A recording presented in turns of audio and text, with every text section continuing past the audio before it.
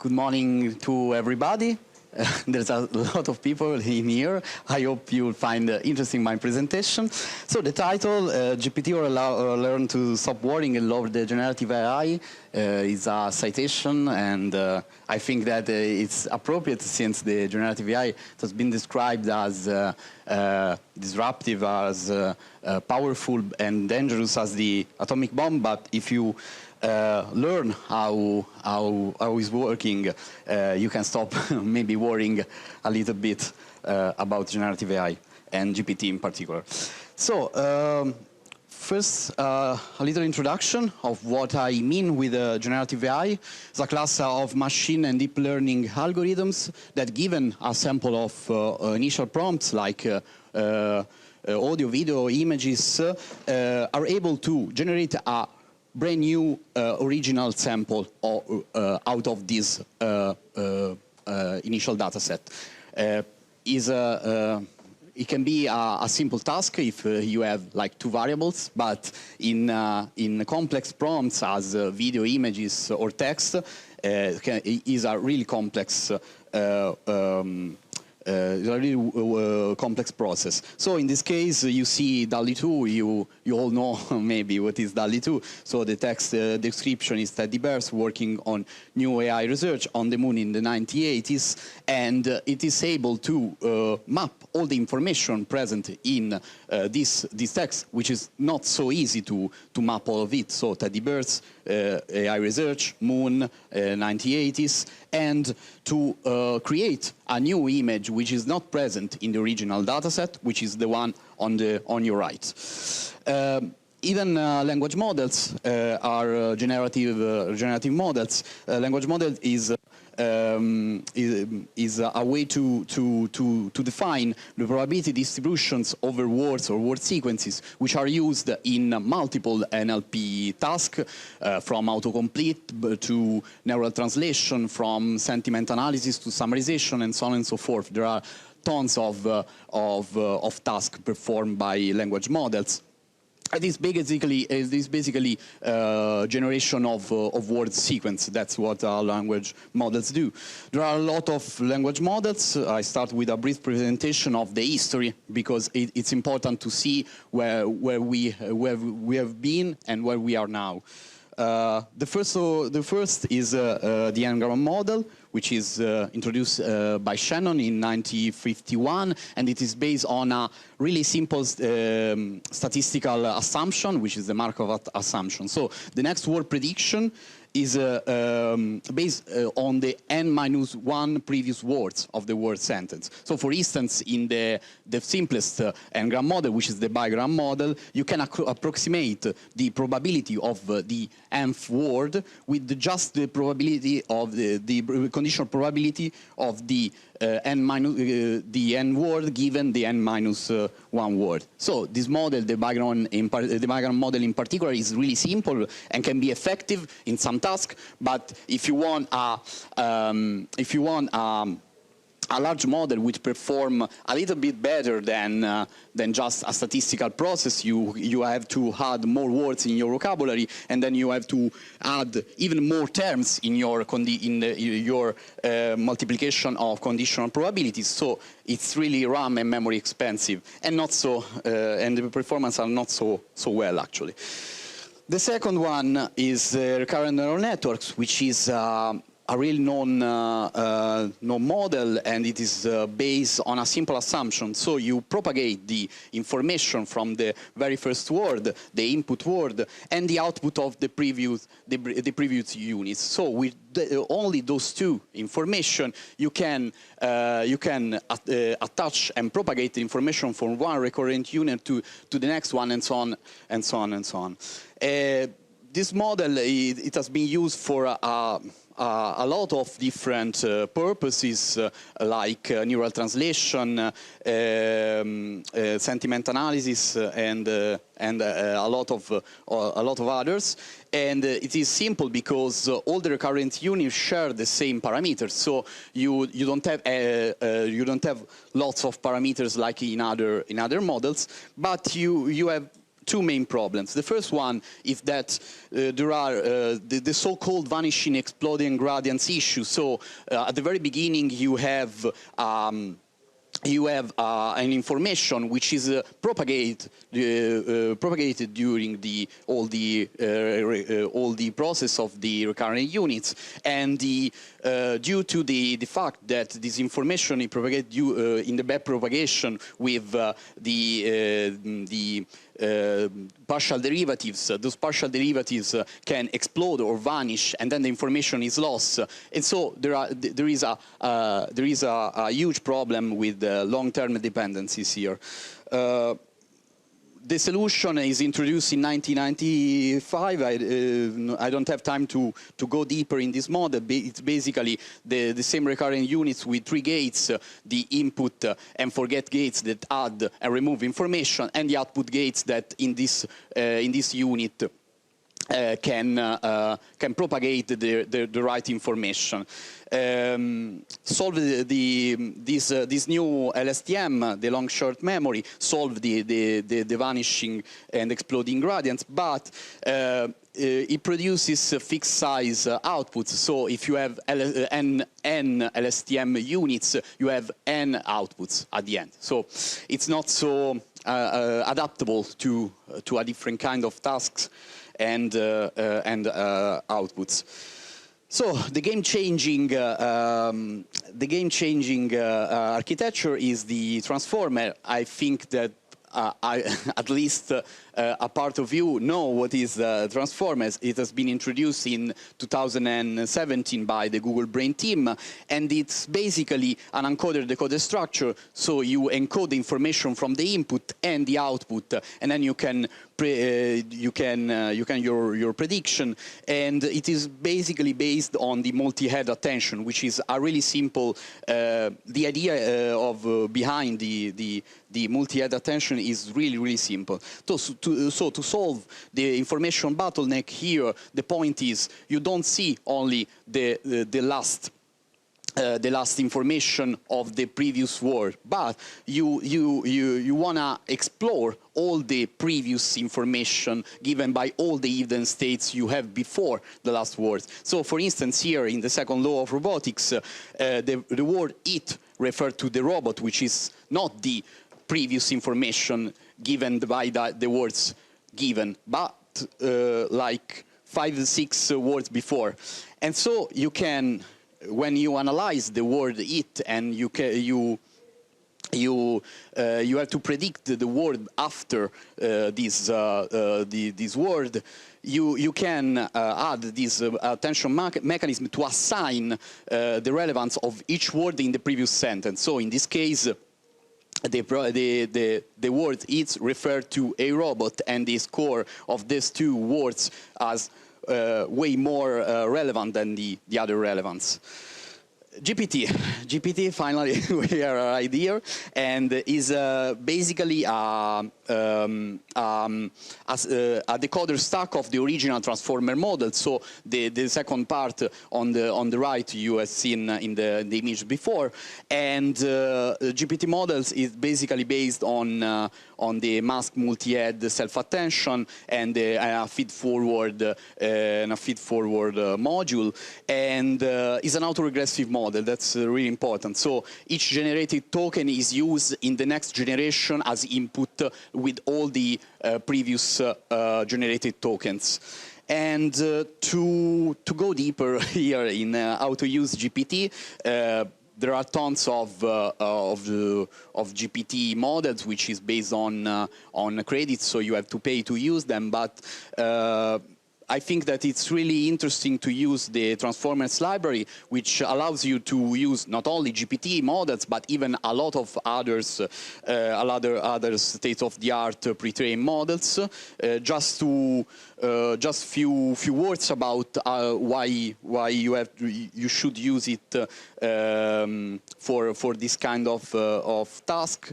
It is one of the more it is currently the 42nd in the top 10 star in the top 100 stars list in GitHub, And the main advantage of transformers is that the framework interoperability between a lot of frameworks for deep learning as PyTorch, TensorFlow, and JAX, and because it is useful for a lot of common tasks in lots of modality, not only the natural language processes, but also computer vision, and a lot of others. So let's go deeper in how to produce an output with GPT models.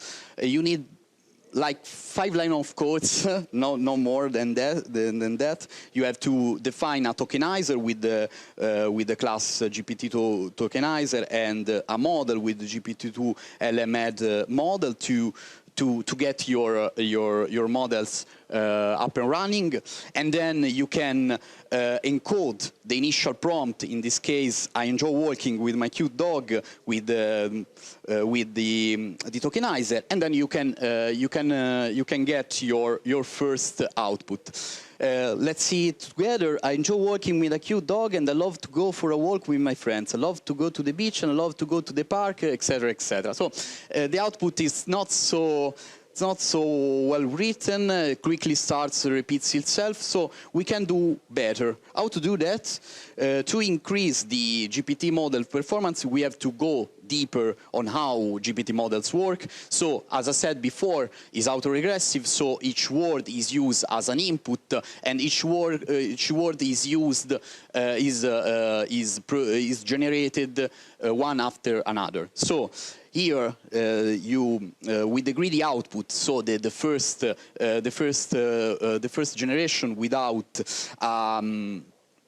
any parameters in the generator function, in the generation function, you get just the highest probability word at each time step. So here, for example, after the word D, you get nice and then women. But you miss high probability words behind maybe a low probability word like this one, dog. And after this, you have has with a probability higher than women. So we can fix this issue by using a beam search, which is basically a selection of known beams of hypotheses, and then this technique allows us to choose for the overall highest probability of the beam. So in this case, you get dog has instead of nice women. So here we can see that our synthesis is getting better. I enjoy working with my cute dog. It's a great way to pass the time. I love walking with my dog in the park. I love the smell of the grass, the sounds of bird chirping, etc., etc. So still, the output still suffer from repetition. It has also some grammatical error, but it's getting better.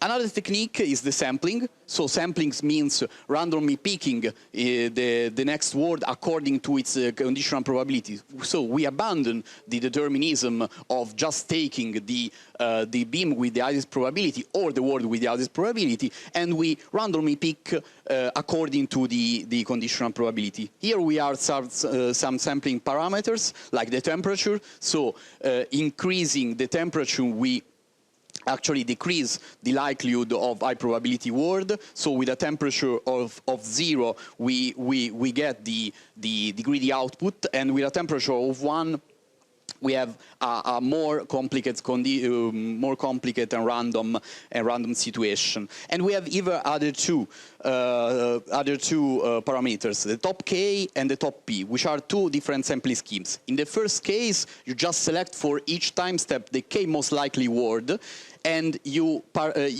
divide the total probability between these K words.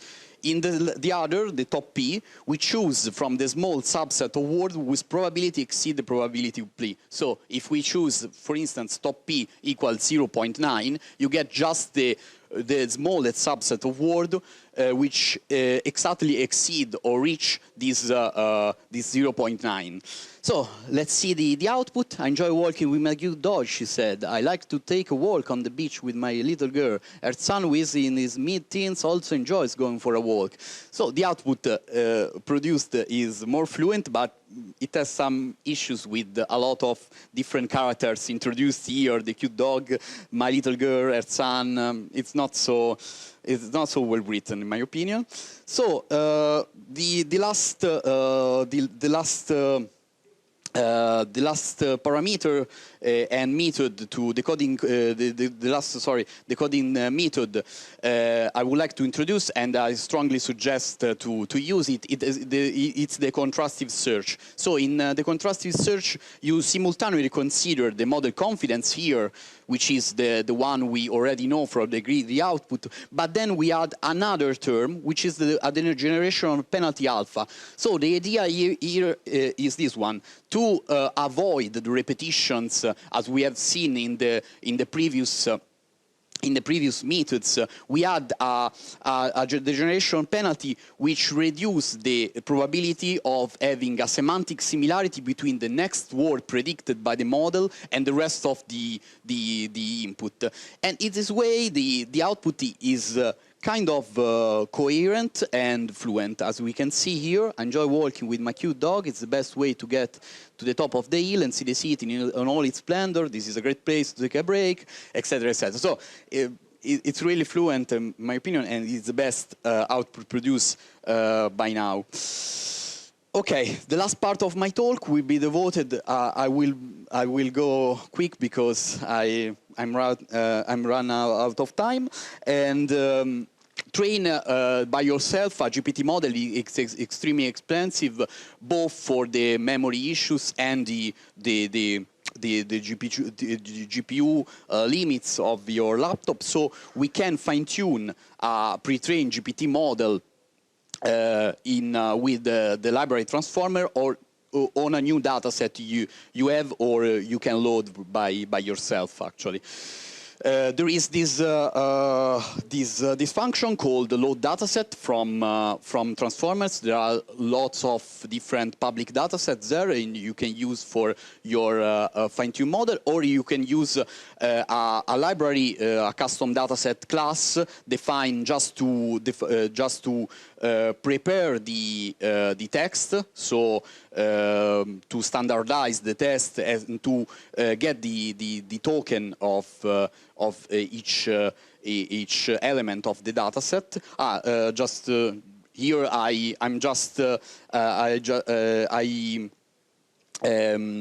I'm presenting an example I realized with a GPT for fine-tuning process for lyrics generation. So the dataset here is called lyrics dataset and is devoted to this particular task.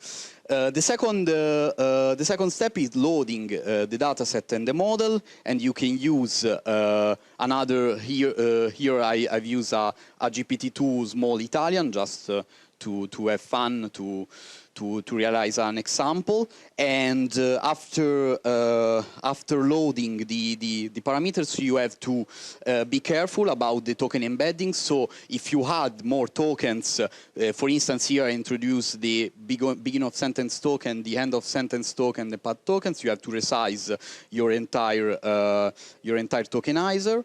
Your entire model, and then to get reproducible results, you set the PyTorch seeds, and you split as in other deep learning training. You set your data set in training and validation sets. You define your hyperparameter set for training, and here I just added in evidence some GPU tricks for training, for fine-tuning your GPT model.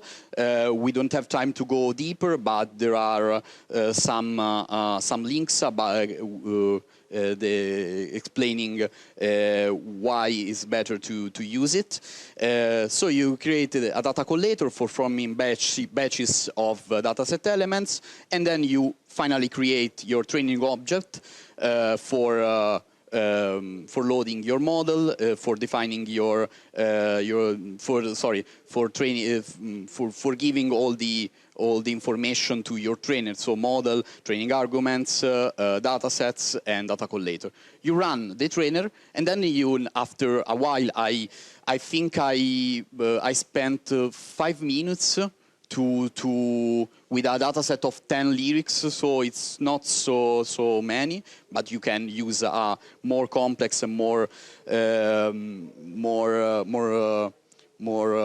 a huge data set with more data. So after this running, you load the tokenizer, the fine-tune model.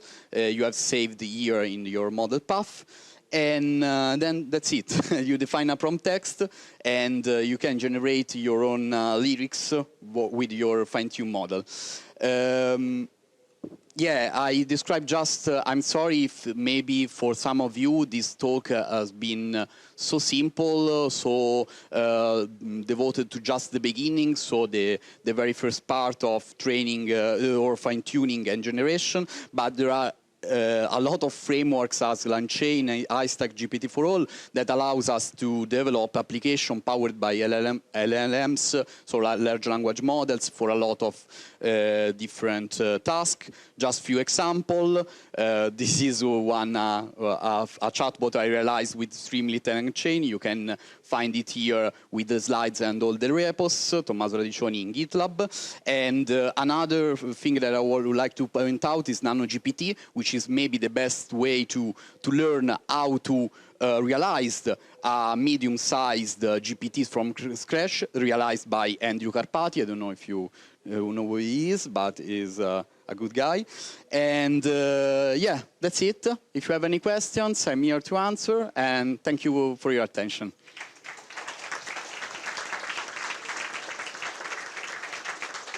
Dato bene, ok, perfetto. Perfetto.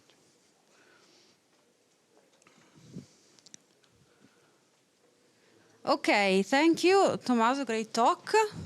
So we do have a couple of questions on Slido. The first one is, what are metrics to validate a language model? I did use perplexity score in the history, but it was for n-gram language models. Okay, yeah.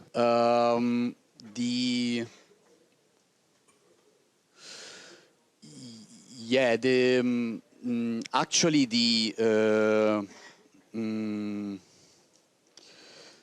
the matrix here is defined. Sorry, is defined. Are defined here in the trainer, and for GPT models, it should be. I don't remember actually. I'm sorry. I don't have. I don't know how to answer to this question, but I can answer it maybe later, maybe in some other format. I'm sorry. Ma io lo capisco, sono io. Second question is, on what factor should I choose between top P and top K? I don't know if... Okay. Okay, yeah.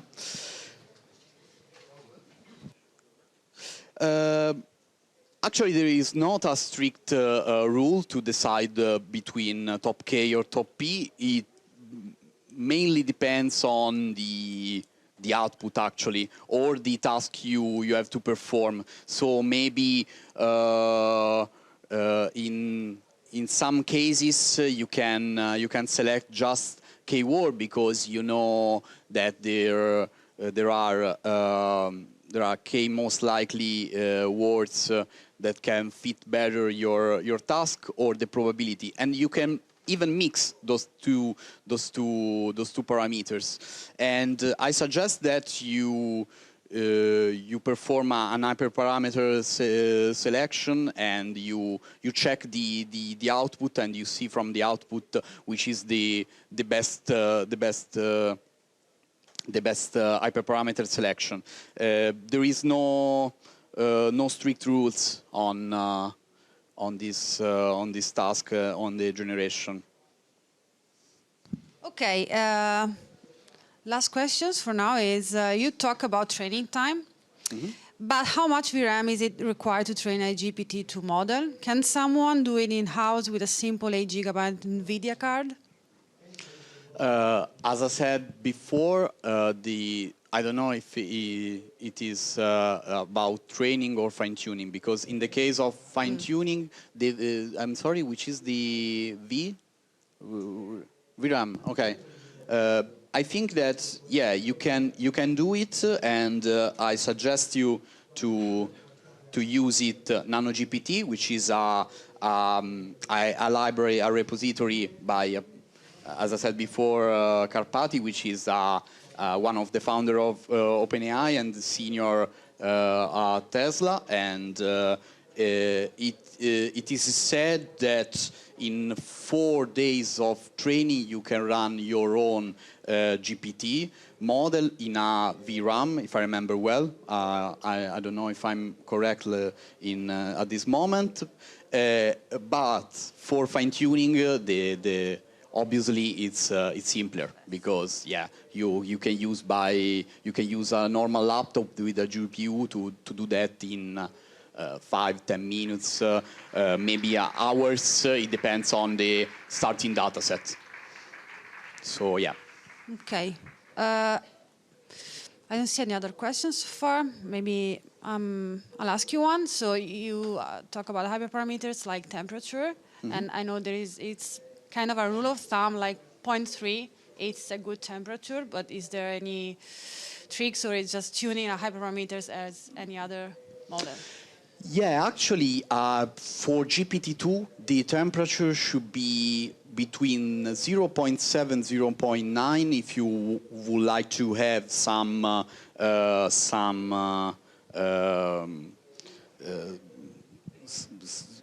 outputs more more readable.